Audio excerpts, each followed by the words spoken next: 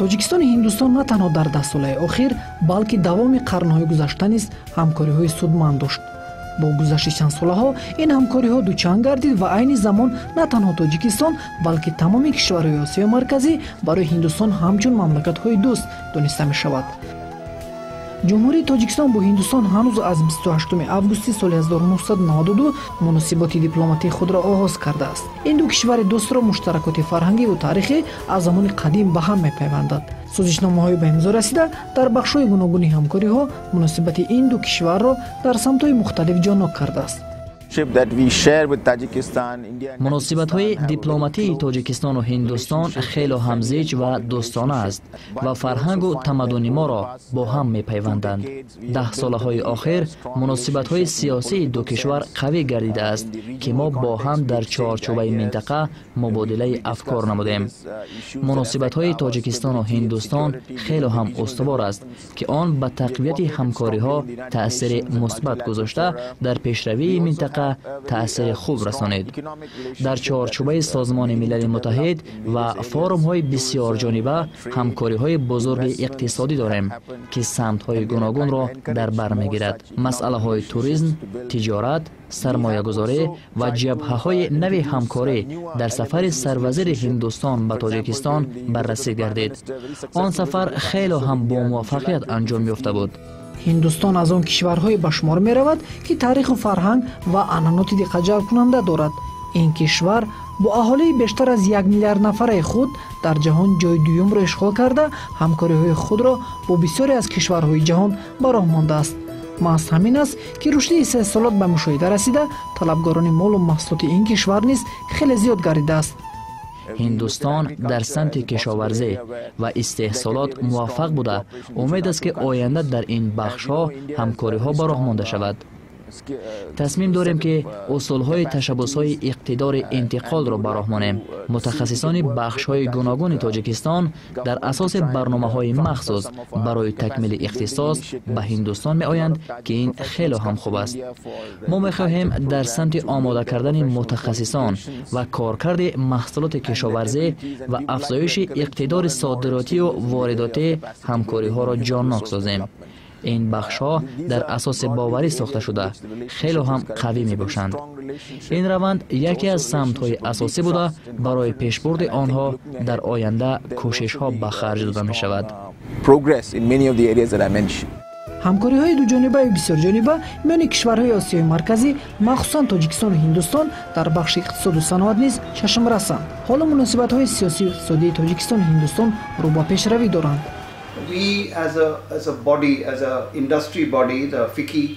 дар доираи сафари сарвазири ҳиндустон ба осиёи марказӣ махсусан ба тоҷикистон намояндагони ширкати мо низ ба ҳайати гурӯҳи расмӣ шомил буданд ки дар натиҷа барои рушди робитаҳои дуҷониба доир ба сармоягузорӣ шаҳрномаҳо ба имзо расонида шуд. ҳиндустон доири сармоягузорӣ ба осиёи марказӣ таваҷҷӯҳи хосе зоҳир менамояд. ҳоло бошад сари масъалаҳои инноватсия ва энергетика кор карда истодаем то дар ин самтҳо низ муваффақият ба даст оварем. ташкилоти мо саноатист ва дарёфти самтҳои ҳамкориҳо дар ин раванд яке аз вазифаҳои асосии мо дониста мешавад.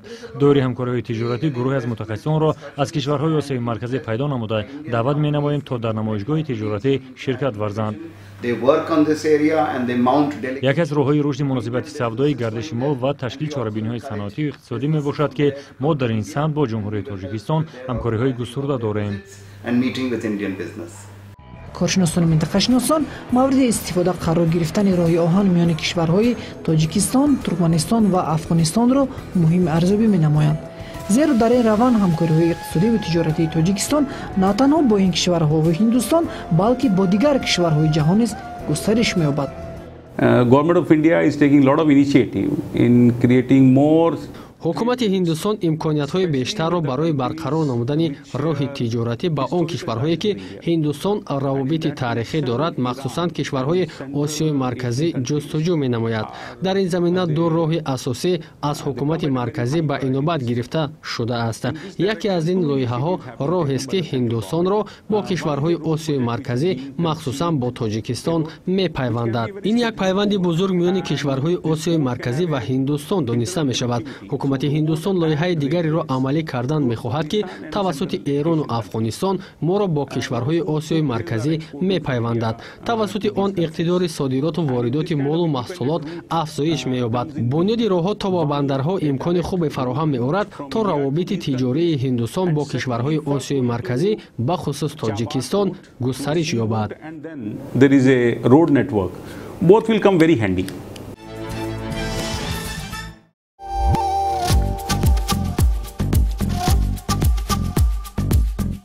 ҳиндустон ҳамчун шарики наздик ва дорои манфиатҳои муштарак бо тоҷикистон дар заминаи омода намудани кадрҳо ва мутахассисони соҳати мухталиф кӯмак мекунад. ҳамакнун теъдоди зиёде аз донишҷӯёни тоҷик дар муассисаҳои олии ҳиндустон дар риштаҳои гуногун таҳсил доранду мутахассисони соҳа бошанд, барои баланд бардоштани касбияти худ аз давраҳои гуногуни таҳсил мегузаранд. ҳамзамон кам нест шумораи донишҷӯёни ҳинде ки дар муассисаҳои олии тоҷикистон пай таҳсиланд. тасмим аст то мутахассисони соҳаи кишоварзии тоҷикистон барои таҷриба омӯзӣ ба ҳиндустон биёянду аз ҷараёни кор маълумоти бештарро пайдо кунанд. ин омӯзишҳо метавонад таъсири мусбати худро ба рушди кишоварзии тоҷикистон расонанд. соҳаи тандурустӣ низ зери таваҷҷӯҳи махсус қарор гирифта, ҳамасола теъдоди зиёди шаҳрвандони хориҷи кишвар барои табобат ба ҳиндустон мераванд. дар самти тиб низ ҳиндустон бо тоҷикистон ҷиҳати омода кардани мутахассисон ҳамкориҳои зиёдеро ба роҳ мондааст. Многие индийские студенты уезжают в Таджикистан, изучают медицину там. шумораи зиёди донишҷӯёни ҳинд барои таҳсил дар самти тандурустӣ ба шаҳри Душанбе ва дигар шаҳрҳои Тоҷикистон мераванд. баъдан пас аз хатм онҳо ба Ҳиндустон бармегарданду бо супоридани имтиҳон ва соҳиб шудан бо иҷозатнома имкони фаъолият карданро дар муассисаҳои соҳаи тандурустӣ пайдо мекунанд. ҳоло бештари онҳо дар бахшҳои мухталифи тандурустии Ҳиндустон кору фаъолият доранд. ҳамзамон донишҷӯёни тоҷик низ пас аз хатми муассисаҳои таҳсилоти тиббии Ҳиндустон дар сарзамини худ имкони хизматрасонии тандурустиро доранд. дар ин самт миёни мо мушкилие вуҷуд надорад. бузургтарин муассисаи тиббии Аполло дар деҳлии нав ҷойгир буда хизматрасонии тиббиро барои мардуми худи Ҳиндустон ва шаҳрвандони хориҷӣ пешниҳод менамояд. беморхонаи мазкур яке аз калонтарин маркази тиб на танҳо дар Ҳиндустон, балки дар Осиё дониста мешавад. дар 50 филиали худ ин беморхона 10,000 катҳои хоб дошта, дар он ҳар гуна ҷарроҳиҳо бо тарзу усули ба худ хос ва табобатҳои гуногун дар сатҳи муосир гузаронда мешавад. дар ин ҷо ҳам кӯдакон ва ҳам калонсолонро барои табобат қабул мекунанд. ба гуфти масъулини соҳа, мутахассисони ҳирфаӣ ба табобати беморон машғул буда, арзиши табобат ва ҷарроҳӣ дар ин маркази тиббӣ дар муқоиса ба кишварҳои Аврупо ва Исроил дастрас аст. I do surgery in advanced robotic surgery. мо як қатор ҷарроҳиҳоро аз қабили ҷарроҳии кӯдакона, майнаи сар, иваз кардани гурда ва ҷарроҳии дил мегузаронем ки ҳар якии он бо истифода аз таҷрибаҳои пешрафта сурат мегирад. табибоне ки дар ин муассисаи тиббӣ кор мекунанд, таҷрибаи бой доранд. муассисаи тиббии мазкур ҳамкориҳои судмандро бо бахши тандурустии Тоҷикистон ба роҳ монда, ҳоло кам нест шумораи нафароне ки дар ин ҷо таҷриба меомӯзанд. Таджикистан очень красивая страна. Я недавно там был в Душанбе. Тоҷикистон хело ҳам кишвари зебо аст. ман чанде қабл дар Душанбе будам. мо 3 нафар табибон дар асоси ҳамкориҳои дуҷониба ба мизоҷон, яъне беморон ташхисҳои ройгон гузаронидем. мехоҳем ҳамкориҳоро дар самти тандурустӣ бо Тоҷикистон ба роҳ монем.